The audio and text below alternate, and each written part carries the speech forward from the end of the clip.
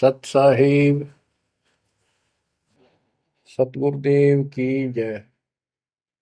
बंदी छोड़ कबीर साहिब जी की जय। बंदी छोड़ गरीबदास जी महाराज जी की जय। स्वामी राम देवानंद जी गुरु महाराज जी की जय हो।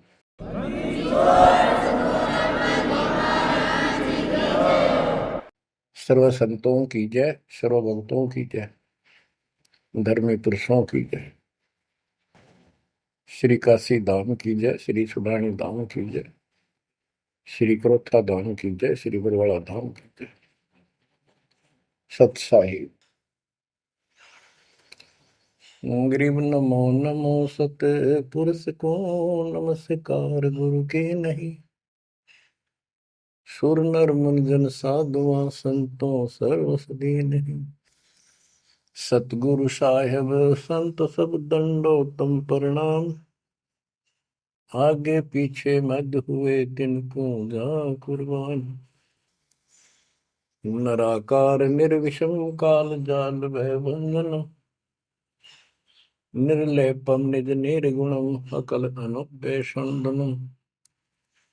सोहम सुरति समापतम सकल समाना निर्तल। उज्ज्वल हिरंबर हरदम अम्बे पर्व अथाह वार पार नहीं मध्य तुम। ग्रीव दोष मरत सिद्ध होई गणनायक गिरताना। करो अनुग्रह सोई पारस पद परवाना। आदि गणेश मनाओ गणनायक देवन देवा। चरण कमल लाओ आदि अंत करूं सेवा। परम शक्ति संगीत अमृत सिद्धिदाता सोई। अविगत गुण अतीतम सत पुरुष निर्मोही। जगदम्बा जगदीशन मंगल रूप मुरारी। तन मन अर्पो शीसम भक्ति मुक्ति भंडारी। सुर नर मुनि जन ध्यामय ब्रह्मा विष्णु महेशा। शेष सहस मुख गावै पूज्य आदि गणेशा। इंद्र कुबेर सरीखा वरुण धर्म राय जावै। समर्थ जीवन जी का मन इच्छा पल पावै।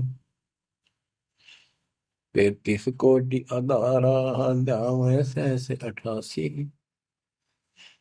उतरै बहुजल पारा कट है यम की फांसी।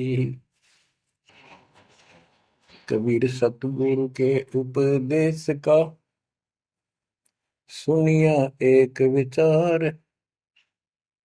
जय सतगुरु मिलते नहीं जाते नरक द्वार। नरक द्वार में दूत सब करते खेचा तान। उनसे कभू नहीं छूटता फिरता चारों खाने।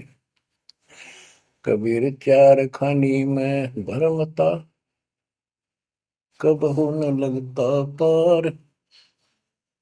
सो फेरा सब मिट गया मेरे सतगुरु के उपकार।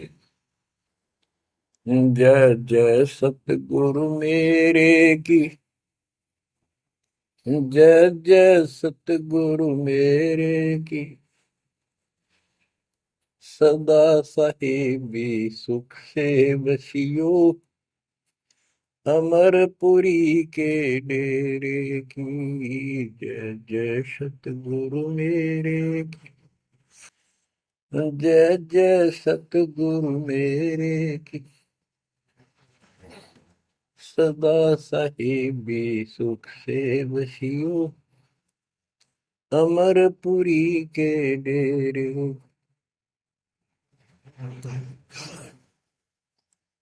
निर्विकार निर्भय तू ही और सकल वैमा। यदि साधो और सकल वैमा। सब पर तेरी साहिब, सब पर तेरी साहिबी, तुझ पर साहिब ना, निर्विकार निर्भय, निर्विकार निर्भय तू ही, पूर सकल बना, यदि साधु पूर सकल बना, सब पर तेरी साहिब, सब पर तेरी साहिबी, तुझ पर साहिब ना, निर्विकार निर्भय।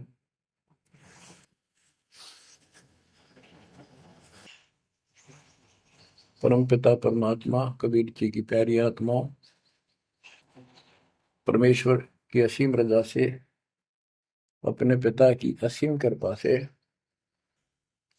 आज इस घोर कलयुग के अंदर अपने को धर्म कर्म करने का प्रॉपर ज्ञान हुआ, विशेष ज्ञान विधिवत, और सच्चा ज्ञान, सच्चा भगवान, सच्ची भक्ति, और आपको पूर्ण सतगुरु प्राप्त हुआ। जो इस गंदे लोक में आकर हम परमात्मा को फिर भुला दिए, भूल गए, भुला दिया हमारे को, भूले नहीं। ये त्रिगुण में माया, रजगुण धर्मा से निकल रहा गुण, सतगुण विष्णु जी से, तमगुण शंकर जी से हमारे ऊपर इतना जबरदस्त प्रभाव रखता है कि हम सब भूल जाते हैं और इनसे प्रेरित होकर के सारे उल्टे काम करें। ब्रह्मा जी के गुण से या ठाठ बाट की इच्छा होती है, राजपाट की इच्छा होती है, और संतानों उत्पत्ति बाई फोर्स कराई जाती है, जीव के वश का नहीं होता। और फिर ममता मोह एक ऐसा रोग लगा रखा है, ये सबता लग जाता है। किसी से 10 दिन ठीक से बात कर ले, उससे मोह हो जा, और अपने परिवार में जन्म लेने वाले बच्चों को से तो होना ही होना, हुआ तो 8% सीने से लगाते हैं उनको। तो वो होता क्या है, ये काल का आहार तैयार करवाया जाता है। गीता अध्याय 7 श्लोक 12 में कहा है कि अर्जुन, रजगुण तमगुण सतगुण, रजगुण ब्रह्मा, सतगुण विष्णु, तमगुण शिव जी, इन तीनों गुणों के द्वारा जो कुछ भी हो रहा है उसका निमित्त मैं हूं, मैं इनमें नहीं हूं, यानी मैं इनसे अलग हूं, ऊपर हूं। रजगुण ब्रह्मा से उत्पत्ति, सतगुण विष्णु से मोह ममता एक दूसरे में जकड़ देना, सतीथी बोल रहे हैं इसको, अब टिके रहे यहाँ पर,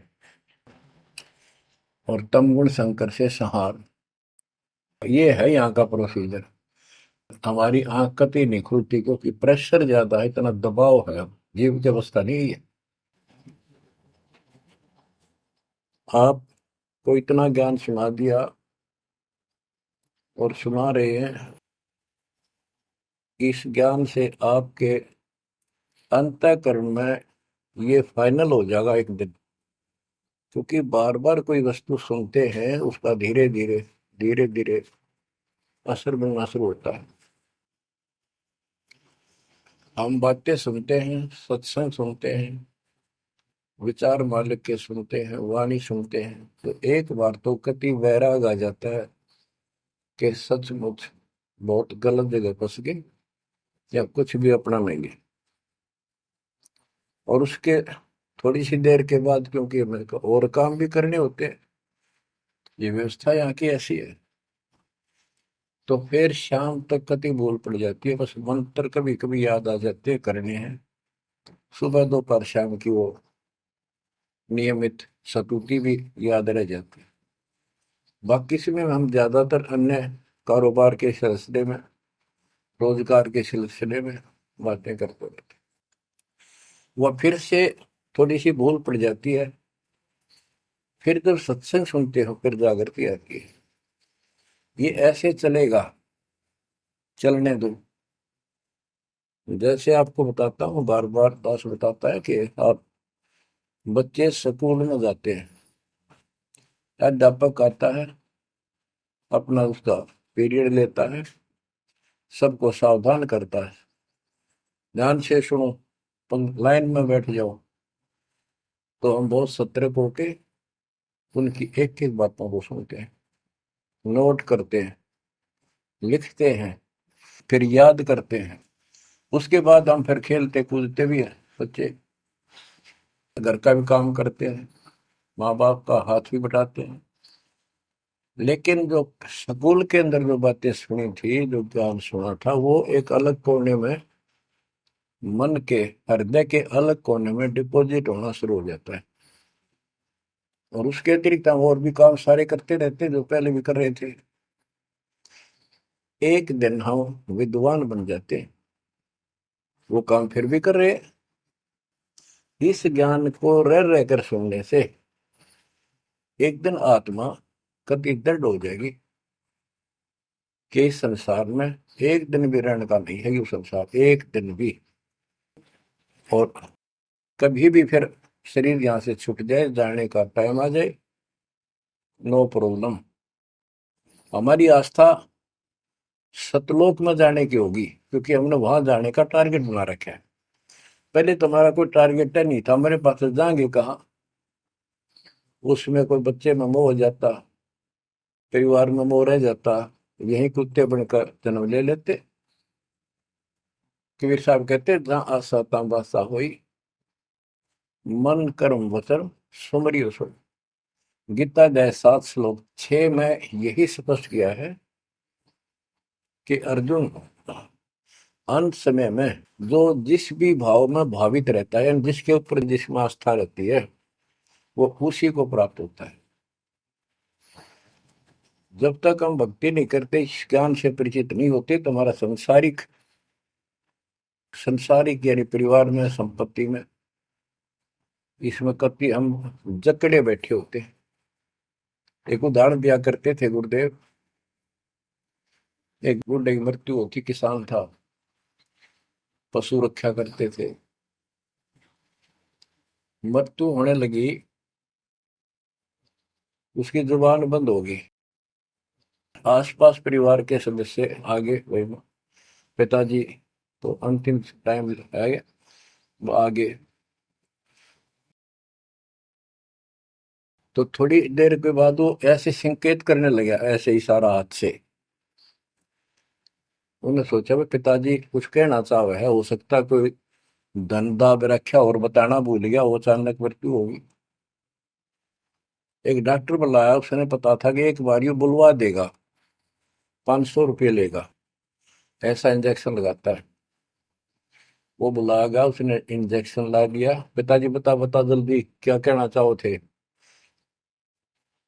एक गाय का बछड़ा झाड़ू मुंह में दे रहा था, उन्हें खराब कर रहा था। जो बोला, देख यो बछड़ा झाड़ू चाबे, तुम कित मर गए, नाश करोगे मेरे जाए पाछे, ये नुकसान कर दिया। 2.5 आने की झाड़ू 500 रुपये पड़ गई हुए। जहाँ साता बासा हुई, वहीं पर कुत्ता गधा पशु बढ़कर वहीं जन्म लेगा। तो हमारी ये वृत्ति यहाँ से हटेगी, इस ज्ञान से अंतिम समय आप यहाँ कुछ याद नहीं आओगा। इस ज्ञान में सुनते रहे और भक्ति करते रहे, मर्यादित रहे। ज्ञान के साथ साथ यह भक्ति आपको सहारा देगी अंतिम समय में, मन को उधर धकाने के लिए। वैसे नहीं धकता है, बहुत ताकतवर है, ब्रह्मा विष्णु महेश मन का आधार मान रहे। ये ज्ञान और इस भक्ति की शक्ति इस आत्मा को न धका देगी ऊपर। अंत समय में सेकंडों के अंदर सतलोक बैठे पाएंगे। इस पर लगे रहना, इस मार्ग से जैसे दास आपको बताता जाएगा। अमर करूं सतलोक पठाऊं, ताकि बंदी छोड़ करूं। कबीर साहब कहते हैं, मैं अमर करूं सतलोक पठाऊं भेज दूं, इसलिए बंदी छोड़ कर लाता। अब यहाँ ये क्यों हो रहा है, क्या हो रहा है, आपको सब पता है।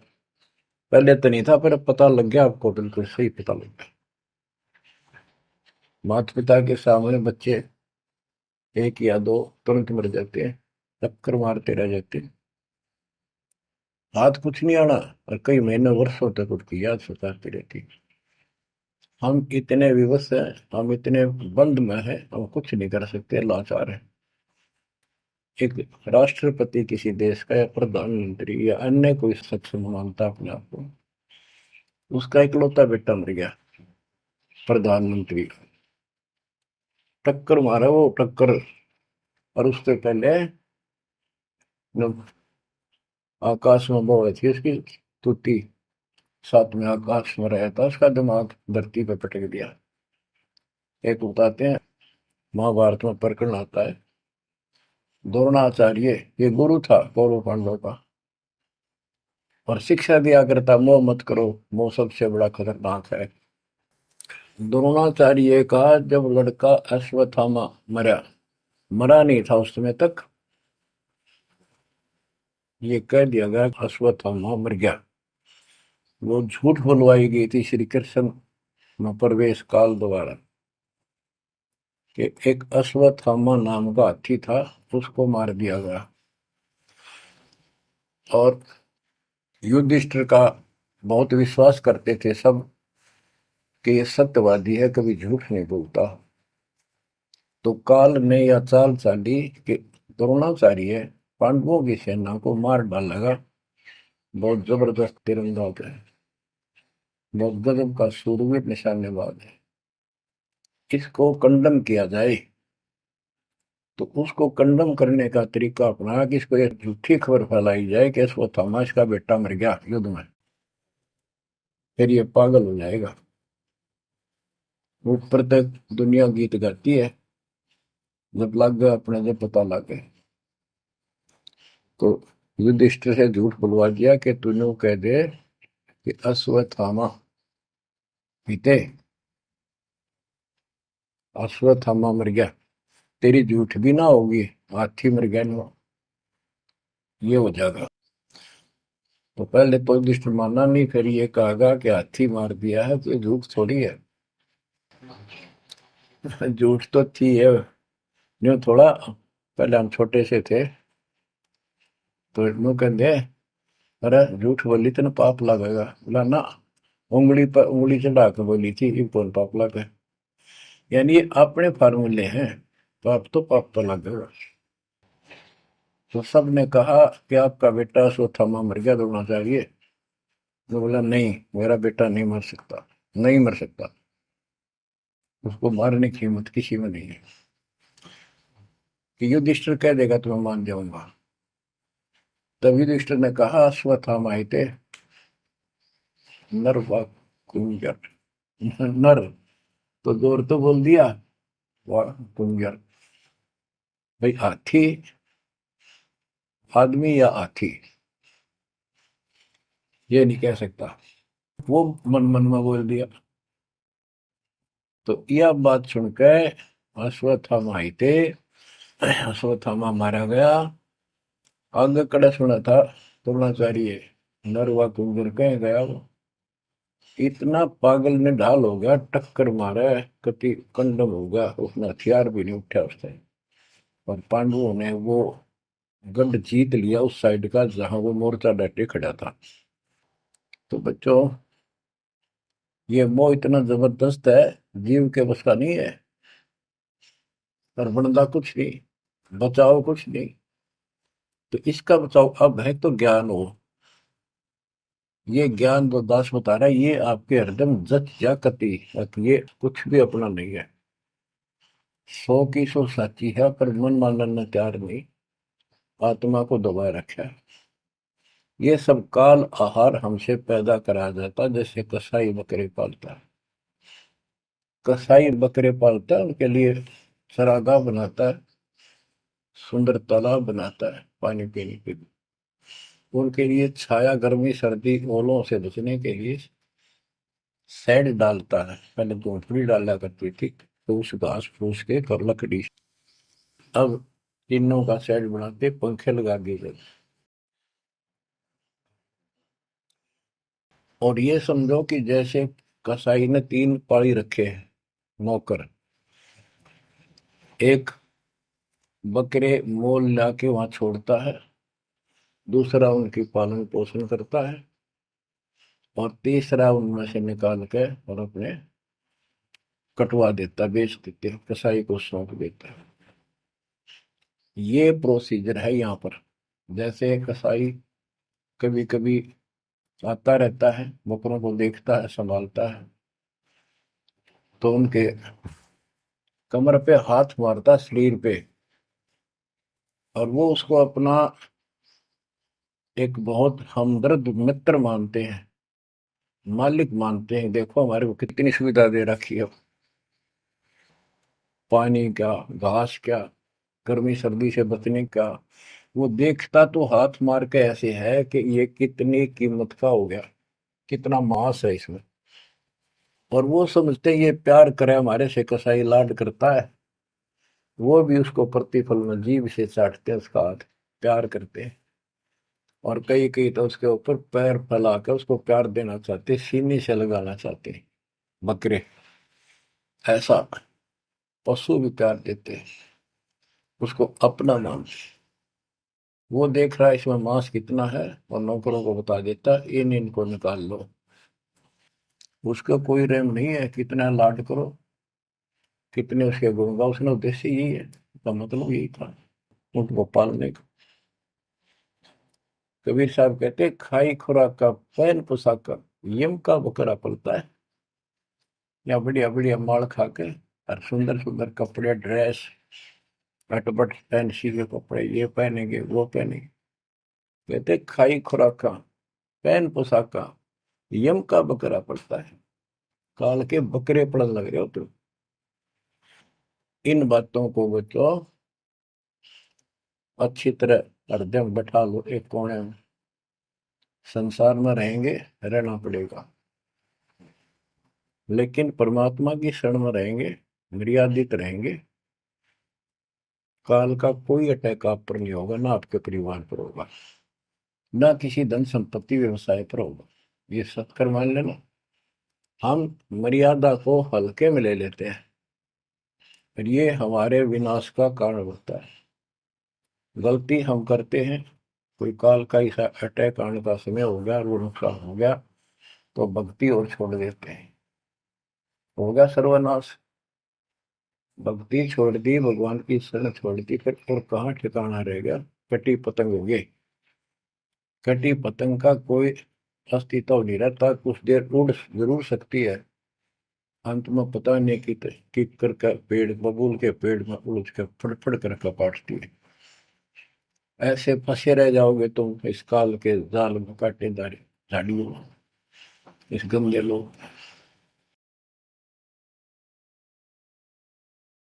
तो बच्चों इस बात का सख्त ध्यान रखो, यदि आपने यहाँ से निकलना है, मर्यादा ना टूटे। और मर्यादा ये पता नहीं कितने प्रकार से टूट जाती है। जैसे हमने किसी को सेवा दे दी, भाई क्या सेवा कर लो, शुक्रिया दाता का, मजदूरी मिली, खुशी हुई, फिर कह दिया ये त्याग दे, छोड़ दी, दूसरे को दे दी। बता फिर दुख क्यों मानना, फिर दुख मानते। मैं ये समझा, इतना ज्ञान होकर भी तुम ऐसी बातें करते हो, तो शुक्र मनाओ और 100 बार हाथ जोड़ के, भाई बहुत अच्छा, गुरुदेव का आदेश है कि भाई सेवा कर लेगा, मुझे भी और सेवा दे दियो कोई, मेरी नीयत से सेवा करने की। अन्ना मिला तो अपना सबर करे, भक्ति करे, सत्संग में जाओ। 100 सेवा है आश्रम में करने वाले को, बहुत सी सेवा होती है। तो एक बात का बंद कर नहीं बैठना चाहिए। ये प्रार्थना आती है, मेरे को कोऑर्डिनेटर की सेवा फेर दियो, ये भी कमजोरी है। जैसे एक डॉक्टर के पास बूढ़ा आदमी गया, कमजोर सा, जबरदस्ता में अस्थि पिंजर बने जा शरीर का, जाके बता डॉक्टर जी मैं खड़ा होता हूँ तो चक्कर आते हैं, क्या कारण है? डॉक्टर बोला कमजोरी है, वीकनेस ऑफ बॉडी। बोला पिंडी दुख है, पिंडी, पैरों की। डॉक्टर बोला कमजोरी है। फिर वो व्रत बोला जी, मेरे सारा शरीर में भड़कुआ रहती है, यानी सारे शरीर में दर्द सा बना रहता है, चबक चबक नाड़ी करती है। डॉक्टर बोला कमजोरी है। वो वृद्ध गुस्सा होकर बोला डॉक्टर ने, तो डॉक्टर है गम चक्कर है, एक का बात जाना है कि कमजोरी है, कमजोरी है, और भी तुम्हें पता होगा। डॉक्टर बोला ये भी कमजोरी है, this is also due to weakness. ये क्रोध भी कमजोर आदमी ने घनाया कर, यह भी कमजोरी है। तो बच्चों यह सारी ये कमजोरी है जो मर्यादा से नारी हटकर करोगे, चाहे कुछ भी कर लियो। मर्यादा को हल्के में ना लो। जैसे हमने इतने सारे नियम बना दिए, भक्ति करनी है तो इनका पालन करना पड़ेगा, नहीं तो फिर गधे बनकर कुमार के नियम में चलना पड़ेगा। एक कदम भी अपनी मर्जी से नहीं जा सकते, बैल बनकर नाथ डल जाएगी, खच्चर बनकर बग्गी में दौड़े जाओगे, रेडी में, फिर चलेगी क्या आपकी मर्जी। असंग जन्म तन मृत्या हो गए, जीवित क्यों नाम रे। दवा दस दर मद मैल मठ बोरे, बोर ना दे धरे रे। तो बच्चों जीवित मर लो, इन बातों को छाती में धर लो, हृदय में बैठा लो, कति मस्तिष्क में। ये संसार आपका नहीं है, ये परिवार आपका नहीं, ये संपत्ति या कार कोठी तेरी नहीं, गरीब काया तेरी है नहीं, ये माया कहां से हो। चरण कमल में ध्यान रख, इन दोनों को खो, इनको भूल जा, अपने गुरु जी के चरणों में ध्यान रख, उनके बताए दिशा निर्देश के आदेश से आधार से अपना जीवन निर्वाह कर। बच्चों आंख खोल लो, बार बार ये बातें बताई जाती हैं। जब ऊक चुक हो जाएगी फिर तो रोना शेष रहेगा, नथिंग एल्स। इस मार्ग में अहंकार इंसान को मारता है। किस चीज में अहंकार करो, माया होगी तो अहंकार होगा, कोई पोस्ट पद ठीक सी होगी तो अहंकार होगा, शरीर स्वस्थ है, थोड़ी सी जान, अहंकार हो गया, एक परिवार में पांच चार लाठी ठाणिये हो गए तो अहंकार हो गया, और अपने बॉडी की ताकत का अहंकार। और भी सैकड़ों कारण है जो इंसान के मन में दोष पैदा हो जाता है। तो ये इंसान का सबसे बड़ा खतरनाक शत्रु है। परमात्मा को अहंकार पसंद नहीं, और छोटी मोटी गलती को माफ कर सकता है। रावण था जिसे अहंकार नहीं छूटा, 10 मस्तक सर भी काट दिए, 10 बार काट दिए तो वापस दे दिए, ले भाई। ये सारा कुछ खेल कबीर साहब का किया, सारा कुछ। ये आत्मा परमात्मा की है, चाहे आज राक्षस है, चाहे कोई कसाई है, चाहे देवता है, चाहे ब्रह्मा विष्णु महेश है, चाहे कीड़ी आती छोटे जीव है, कोई स्त्री पुरुष है, बालक बच्चे, जीव जंतु सब उसके हैं। काल चाहता भक्ति से खत्म हो जा, ये भक्ति में इनकी आस्था खत्म हो, मालिक चाहता है इनकी भक्ति में आस्था खत्म ना हो, फिर तो कति गए काम क्या है। जो भी जैसी साधना मालिक के नाम पर बैठ कर कहीं कर रहा है, उसके पिछले संस्कार से, उस भक्ति से जो उसको मिलना है, उसके साथ साथ परमात्मा उसको सहारा देते हैं। जैसे रावण ने सिर काट दिया शिव जी के निमित्त, तो भगवान के नाम काटा उसने, वो भगवान की खोज में निकला था। साधना गुरु गलत मिलने से उसको मार्ग गलत मिल गया, पिछले जन्म के संस्कारी ही इतने सेक्रीफाइस कर सकते, इतनी कुर्बानी कर सकते, वैसे नहीं हुआ करते। तो पिछले जन्मों में वो भगवान का भगत रहा है, फिर इतना बिगड़ गया कि राक्षस बन गया। तो उस मालिक ने उसको 10 शीश वापस दिए, लेकिन बकवाद करी तो अंत बुरा हुआ। उसके कर्म मद सिद्धि सिद्धि की, उनसे धन दे दिया, वो धन भी यही छोड़ गया। गिरफ्त सर्व सोने की लंका होती, रावण शरण दी, एक पलक में राज विराजी, जम के पड़े दी, मन तो सुख के सागर बसरे, और न ऐसा यसरे। क्या मांगो कुछ थिर न राही, देखत नैन चला जग जाई, 1 लाख पूत 1.25 लाख नाती, उस रावण का आज दीवान बाती। एक पुत्र मांगते फिरते हैं, एक बेटा देते, हे भगवान बेटा हो गया। बेटियों की तो हम गिनती नहीं करते, बेटा चाहिए बेटा। वो किस लिए उगलछमी पैदा कर रखी थी कि बेटा ना हो, यहाँ तक गति नहीं होगी माँ बाप की, क्योंकि अंत समय में जेठा बेटा, बड़ा पुत्र, माँ बाप का अंतिम संस्कार कराए, यानी उसने फूका है, फिर उसकी अस्थि डाल का है, फिर उसकी क्रियाक्रम करावे, तो उसकी गति हो। और जिसका बेटा नहीं, उसकी गति नहीं हो सकती, उसको तो संतान वाला मानते भी को नहीं, मना नहीं करते थे।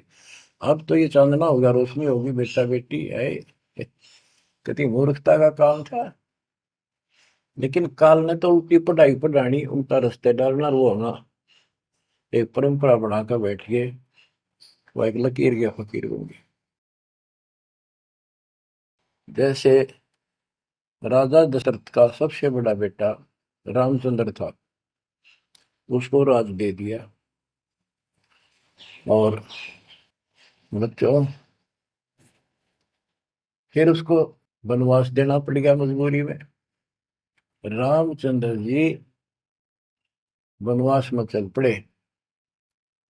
राजा दशरथ का इतना मोह था अपने बच्चों में, रामचंद्र में विशेष, और जो बिछुड़ा उसमें ज्यादा हुआ करे, तो दोनों चल पड़ा।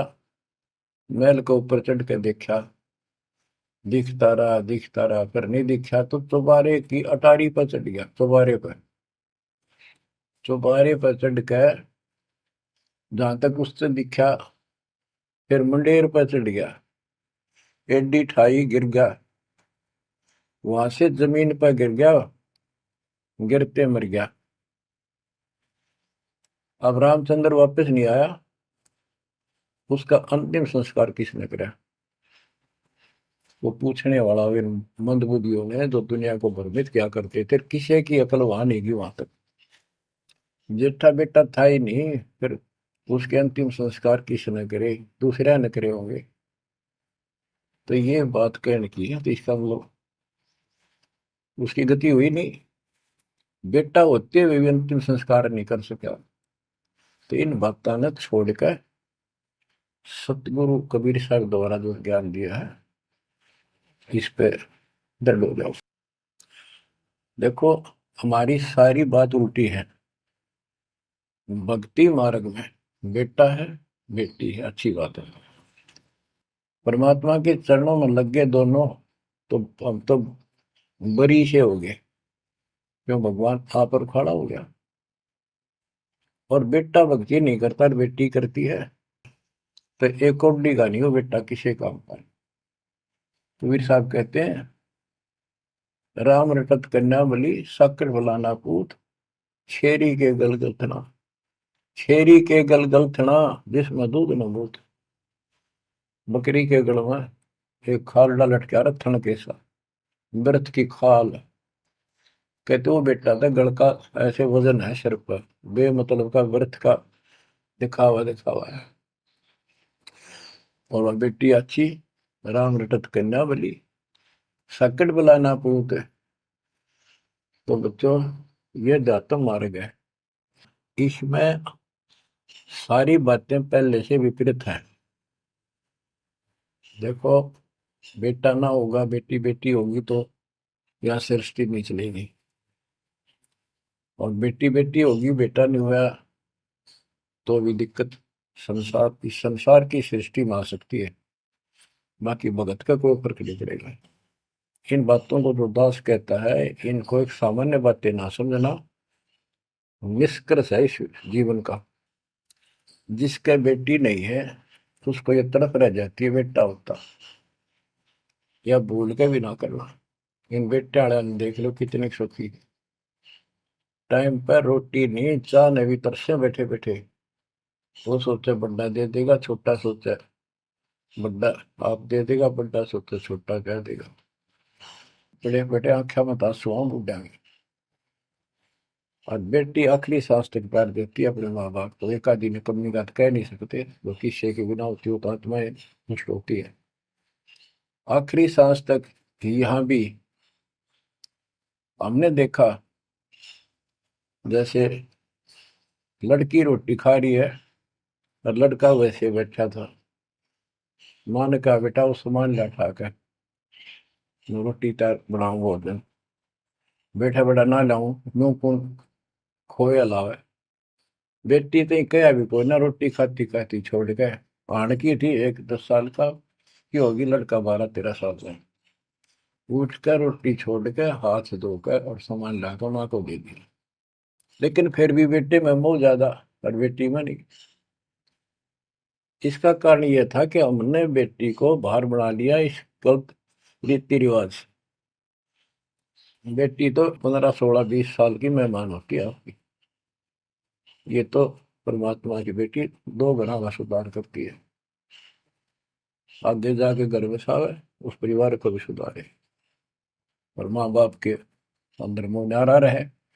तो भाव ये है कहने का, अगर बेटा नहीं है ना और भगत है, उसके सब भगवान धरती पर नहीं। प्रथम तो वो है जिसका कति संतान नहीं, वो भगवान।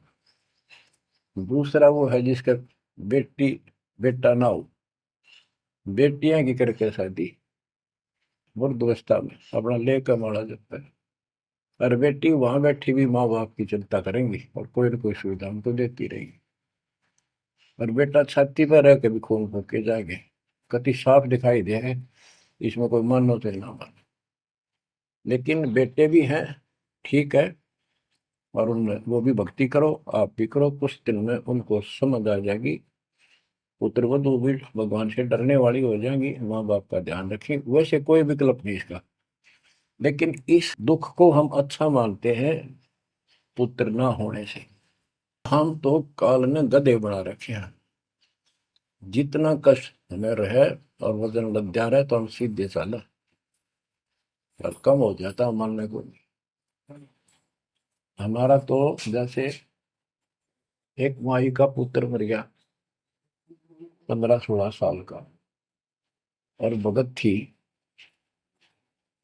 टक्कर मारी, रोना पड़े है कि बस की बात है, पाला पोसा ले जाता का। फिर उसने थोड़ा सब्र हुआ जैसे। उस दूसरे जो एक और बिना भगत थे उनके पड़ोस में, जो उनके लड़के की शादी होगी और वह पत्नी थी बदचलन, उनको समझाने की चेष्टा करी कि तू ऐसा ना कर। लेकिन वह तो मानी नहीं, उसने वही फांसी खा ली। अब वह भी मर गई और वो बेटा भी जेल में, और वो सारे जेल में। वो दहेज के कारण, एक बेटा था ऐसे ही, उसने बहू को प्रताड़ित किया दहेज लेने के लिए। गरीब घर की लड़की थी, उसने सुसाइड कर लिया। वैसे सुसाइड करना कोई विकल्प नहीं है, इसे गंदे आदमी को छोड़कर कुमारी रह ले, अपने घर पे बैठ गया। तो उस बेटे के कारण माँ बाप ने भी सजा हुई, बहनों तक भी जेल होगी। इसे बेटे ने के फूका है, ईसा तो पहले मर जाता था अच्छा था। लेकिन हम इस बात को मानने को तैयार नहीं है। ना मानने में जब क्या कर लोगे, काल तक आ गया, मारे जाओ टक्कर। तो कहने का भाव ये है कि इन विचारों से अपने मन को सेट रखो। परमात्मा जो करता है वो सही करता है। जैसे आपको बताते रहते हैं, एक बार हजरत मूसा जी, यहूदी धर्म के प्रवर्तक में, से किसी ने पूछा सत्संगी ने कि आज के दिन सबसे बड़ा इल्म वाला यानी ज्ञानी कौन है। उसने अपने आप को बताया। तो उसका अल्लाह बोला, जिसको खुदा मानते हैं, जिसने कुरान का ज्ञान दिया, बाइबल का दिया। कि मूसा तने ये बात बहुत गलत की, मुझे अच्छा नहीं लगा। तुमने अपने आप को कैसे कह दिया मैं सबसे विद्वान हूँ। अब मूसा जी भी अपनी जगह ठीक थे जी, यो ज्ञान आपसे प्राप्त हुआ, आप भगवान खुदा हो, और खुदा जो ज्ञान देता हुआ सबसे उत्तम होता है, मैं उसी के आधार पर कह दिया। बोला नहीं, तेरा ज्ञान तो अल के ज्ञान के सामने फर्स्ट भी नहीं, कुछ भी नहीं है। तो अलखिजर के पास मूसा जी पहुंच गए। अलखिजर जी ने कहा, कबीर साहब थे वो, कि मेरी तो बातों को माननेगा नहीं, विश्वास नहीं करेगा, जो मैं को बातें माननी पड़ेगी, कोई ऑब्जेक्शन नहीं होना चाहिए, और बोल लेगा नहीं, सुन देखता देखता रही। वो बोला, मूसा जी बोले, बिल्कुल महाराज, जैसे आप कहोगे, मुझे सब्र करने वाला पाओगे, कति मैं ऑब्जेक्शन नहीं करूंगा आपकी बातों में। अगर तू खरा उतरा तो ज्ञान बताऊंगा, ना बताऊंगा नहीं। उसने रास्ते में चलते, एक जवान लड़का था, 17-18 साल का, अलखिजर ने पकड़ के और उसकी गर्दन पकड़ के मार दिया। तो मूसा जी बोले, तनिष बेकसूर को मार दिया, तेरा दिमाग खराब है, यूं क्यों मारा तेने, क्या बिगाड़ा तेरा इसको। तो अलखिजर बोला, मैंने कहा था मैं जो करूँ तू देखता रहिए, बोलना नहीं है, मेरी क्रिया पे अविश्वास ना करना। मूसा जी ने अपनी गलती मानी, चल पड़ा। ऐसे ऐसे 2-3 और कारण गए, सब में उसने ऐसे ऑब्जेक्शन किया। आखिर में वो बिना हार गया मूसा, कि मैं इस योग्य नहीं, मैं आपकी बातों को अविश्वास करता रहा हूँ। लास्ट बता दिया कि इस क्रिया के बाद तो फिर ऑब्जेक्शन किया तो मैं तेरे से बात नहीं करूंगा, ना पे बताऊंगा। ज्ञान बोला भी ठीक है, उस पर भी हार गया वो। तब अलखिजर बोला, सुन ले, ज्ञान तो तूने बताऊ नहीं, तो वो लड़का क्यों मारा था। वो ऐसा दुष्ट पैदा हो गया था, इसके माँ बाप भगत हैं, और उनको इतना परेशान करता, वह रो रो का टाइम काटते। उसके स्थान पर भगवान ने उनके घर में 50 साल की उम्र में एक बेटी का जन्म दिया। उनका सुखी जीवन रहा। ये प्रमाण है उसके अंदर, बाइबल के अंदर। तो बच्चों, ये सत्कर मान लो, मालिक जो करे उसको सही मानो। ऊक चूक हो भी जाए तो भगवान से दूर ना हो जाना। वो जो करेगा भगवान कभी गलत नहीं करेगा, ये तो आपने मानना ही पड़ेगा। गलत तो हम करे बैठे, हाँ यू काल करवाने लगेगा, पर रोज गलत हुआ है, एक दिन भी तो नहीं। तो बच्चों, परमात्मा की प्रत्येक क्रिया पर विश्वास रख कर चलो तुम। हमने चाहे कितना नुकसान होता दिखे, राज्य करमता राम की रजा दरशीष, दास गरीब दरस परस, तिस बैठे जगदीश। हम अपनी विचारधारा को ऊपर रखा है, जो घिसी पट्टी और बिल्कुल बकवादों से भरी होती है। इस कारण से हम भगवान पे विश्वास, गुरु जी पे विश्वास, और सब क्रियाओं पे विश्वास करके अपने कर्म छोड़ के फिर काल के जाल में फंसे रह जाते।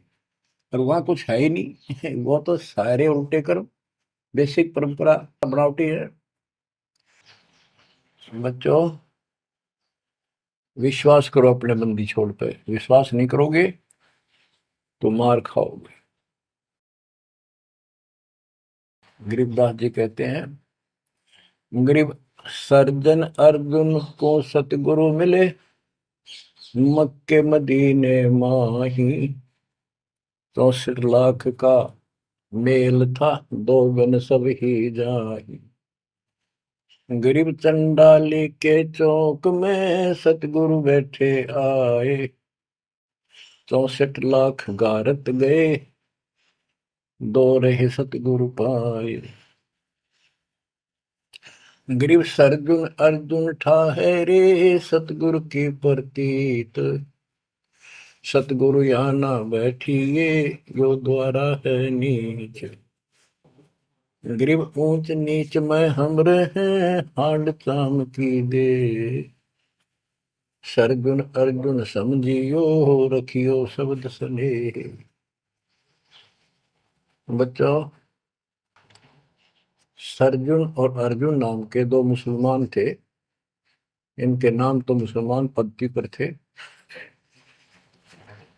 परमात्मा मक्का मदीने में गए तो वहां बहुत से चमत्कार किए। इन दोनों आत्माओं को समझ में आई ये बात। फिर ये सारी संगत में वहां मुसलमान थे, 2 वक्त मुसलमान रहे। इन्होंने कहा, वैसे तो काफी थे मुसलमान भी, पर ये विशेष दृढ़ थे, सब नियमों का पालन करने वाले थे। तो इनका नाम बदल के सरजुन और अर्जुन रख दिया। परमेश्वर कबीर जी ने संगत की परीक्षा लेने के लिए एक लीला की। कि ये विश्वास करते हैं या नहीं करते हैं। क्योंकि भक्तों में गुरुदेव के आदेश का भी पालन कम होने लगा था। जैसे एक लड़की थी जिसको ज्ञान हुआ वो गलत काम करती थी, वैसा थी। अपना जीवन सुधारने के लिए मालिक से ज्ञान सुना, सत्संग मानने लगी, तो संगत वाले उसको धिक्कारने लगे। गुरु जी से बताया, गुरु जी ने सत्संग के माध्यम से कहा, भाई आपने इस चीज से कोई लेना देना नहीं, कोई सत्संग सुनेगा नहीं तो आत्मा कैसे साफ होगी, कपड़े को पानी साबुन लगेगा नहीं, उसका मैल कैसे उतरेगा। फिर भी वो जैसे तैसे अटपट करते रहते हैं।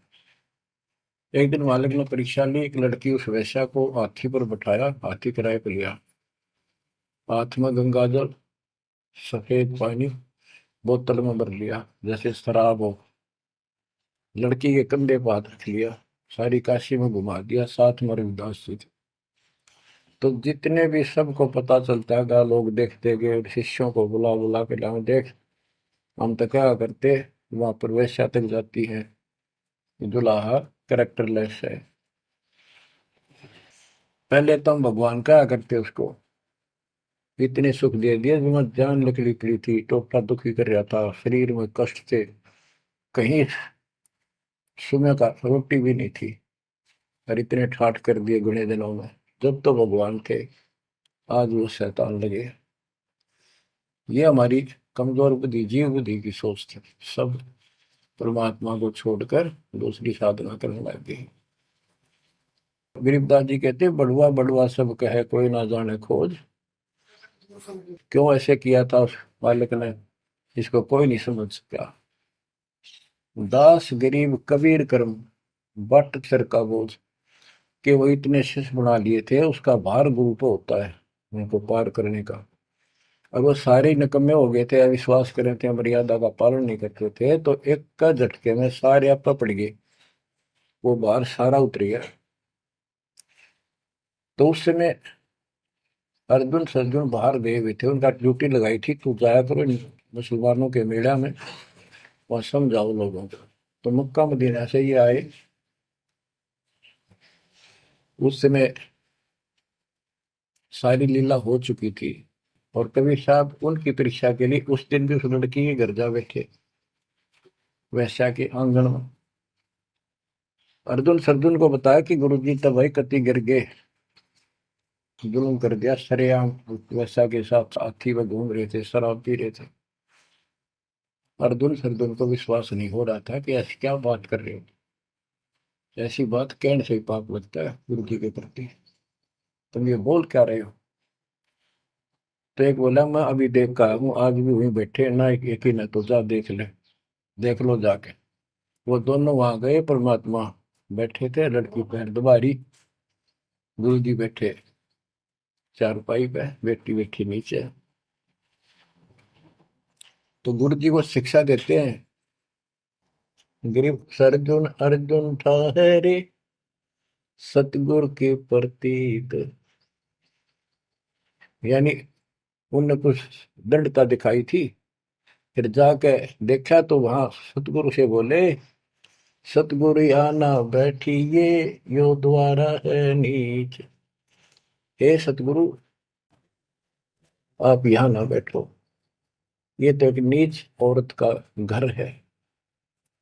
परमात्मा बोले, गरीब ऊंच नीच में हम रहे, ये हाड चाम की दे, तुम्हारी हाड चाम की दे है, इसकी वही। अर्जुन अर्जुन समझियो, रखियो शब्द स्नेह।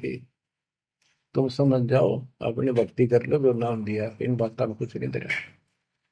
तुम गुरु को शिक्षा देते हो तो मेरे गुरु हो गए। ऊंच नीच में हम रहे, ये हाड चाम की दे, सरजुन अर्जुन समझियो, रखियो शब्द स्नेह।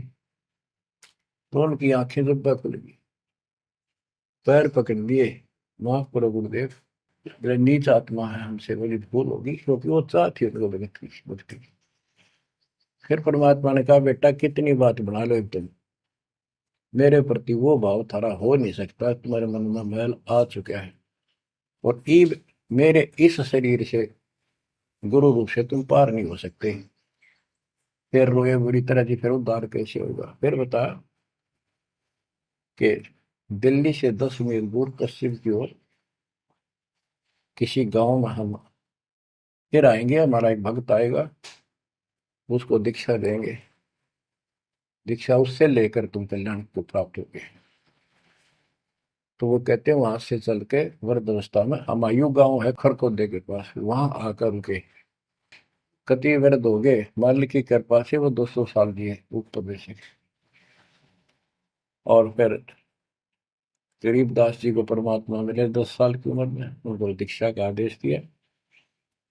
तब उसने वहां से दीक्षा लेकर वहीं शरीर छोड़ दिया, छुड़ानी में। उनकी अभी तक हमारे सामने बताओ थे, हम जाने लगे थे कि अब 2-3 साल पहले, 10 साल पहले, या भोरी वाले महाराज आया करते गरीबदास जी, उन्होंने वो मंडी फुड़वा दी। उनके दोनों की यादगार बनी हुई थी, इसलिए फुड़वा दी कि लोग इन पूजन लाग जाए गरीबदास जी को छोड़ के। तो कहने का भाव यह है बच्चों, आंख खोल लो, इन बातों को चिंतरा, गुरु के प्रति कभी अविश्वास नहीं होना चाहिए, और परमात्मा की प्रत्येक क्रिया को शिरोधार्य होना चाहिए। आंख खोल लो, परमात्मा बार बार यह मौका नहीं देगा आपको। समझा है तो सिर दर पाऊं, और नहीं रे ऐसा था। ये संसार समझदा नहीं, कहंदा शाम दोपहरे में, गरीब दास ये वक्त जात है, रोवोगे इस पैरे। भक्ति नहीं करते वो न्यू रोएंगे, गलत साधना कर रहे वो रोएंगे। ये सच्ची भक्ति करके मर्यादित ना रहे तो तुम रोओगे। कभी सीधे हो जाओ, समर्पित हो जाओ, मालिक के चरणों में सदा ध्यान रखो, बुराइयों से बचो, सेवा सुमन दान करो, मर्यादा का निर्वाह करो, मालिक आपको मोक्ष दे। सत्साई।